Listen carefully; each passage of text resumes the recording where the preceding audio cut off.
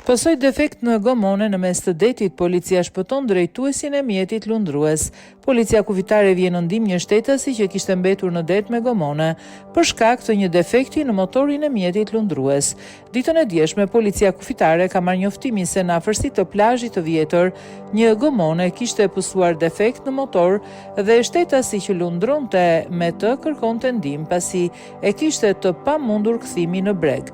Menjëherë pas njoftimit, shërbimet e policisë kufitare me mjetin lundrues të stacionit SPK Triport janë nisur drejt vendit të raportuar.